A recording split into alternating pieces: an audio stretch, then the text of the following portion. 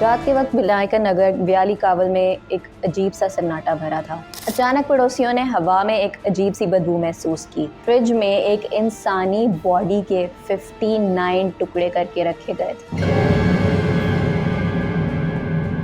उसने महालक्ष्मी को 2 और 3 सितंबर के दरमियान की रात गला दबाकर मार दिया।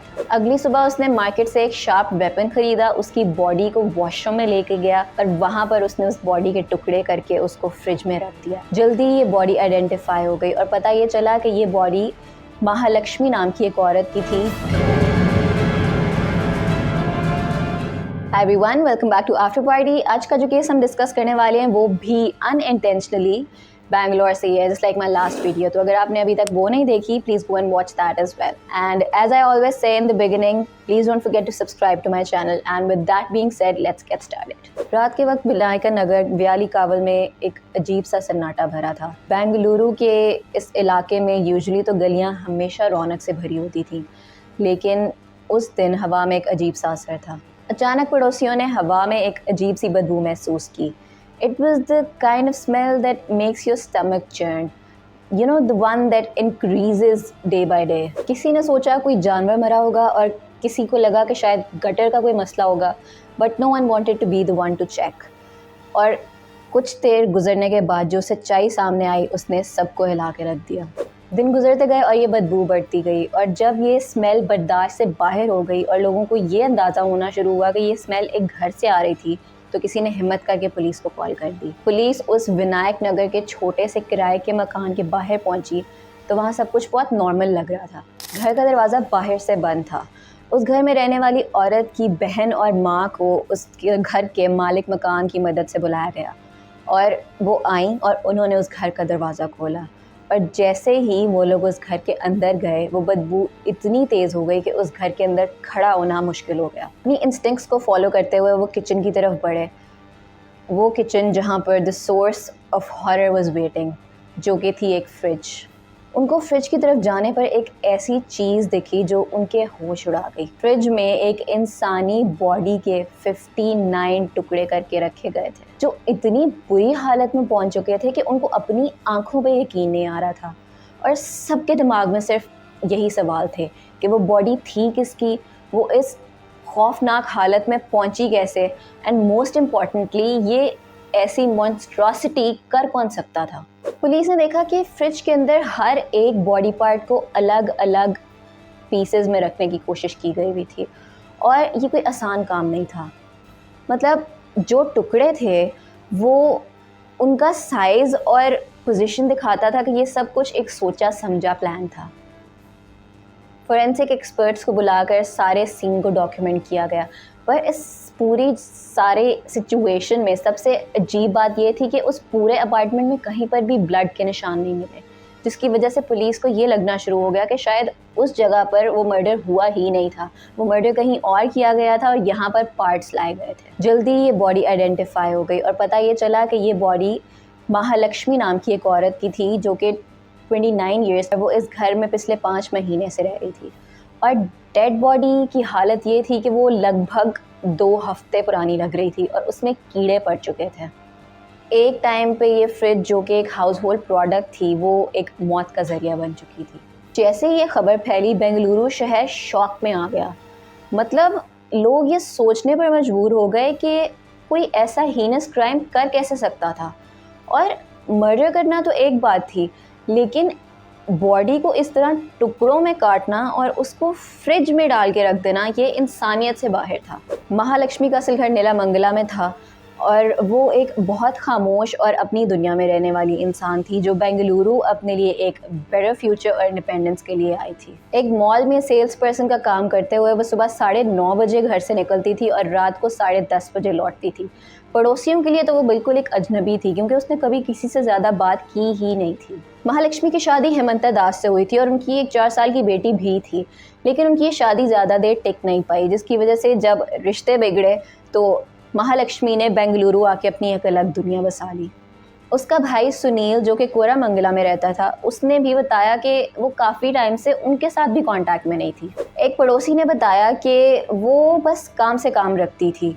एक बार एक लड़का उसके घर आया था जिसने खुद को अब उसका भाई बताया था, और वो कुछ दिन उसके साथ भी रहा था।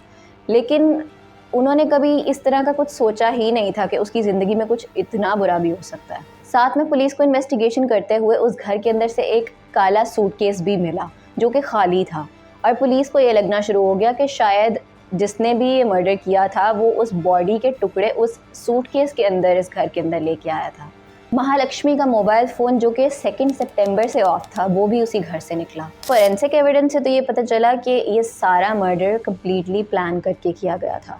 मतलब महालक्ष्मी की बॉडी को ऑलमोस्ट 60 पार्ट्स में काटा गया था, और इस तरह का काम करना एक तरह का सूझबूझ और कोल्ड माइंडसेट चाहिए होता है सब के लिए।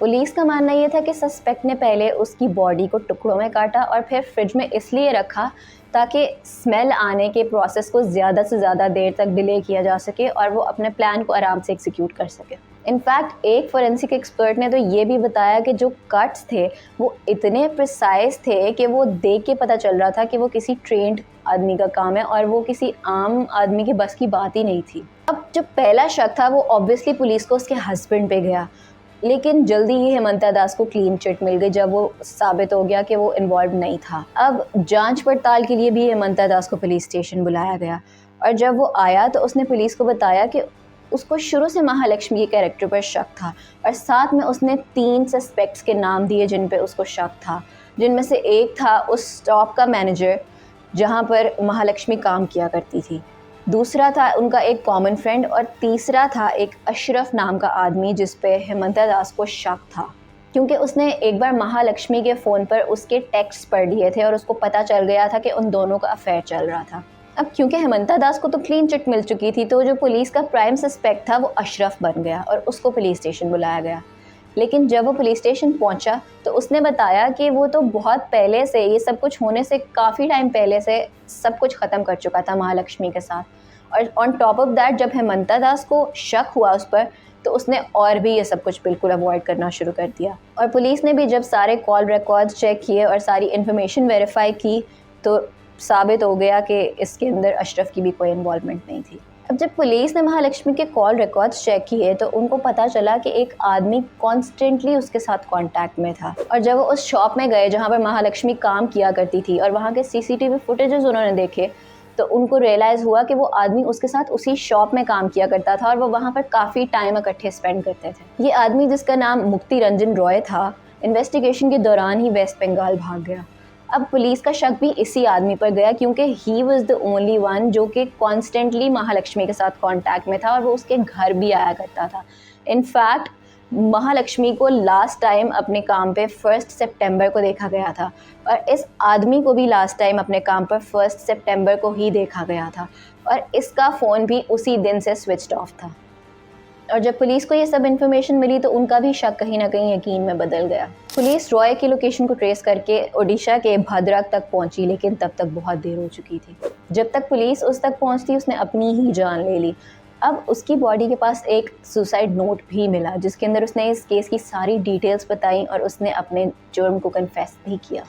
नोट के मुताबिक उसने महालक्ष्मी को 2 और 3 सितंबर के दरमियान की रात गला दबाकर मार दिया था। अगली सुबह उसने मार्केट से एक शार्प वेपन खरीदा, उसकी बॉडी को वॉशरूम में लेके गया और वहाँ पर उसने उस बॉडी के टुकड़े करके उसको फ्रिज में रख दिया।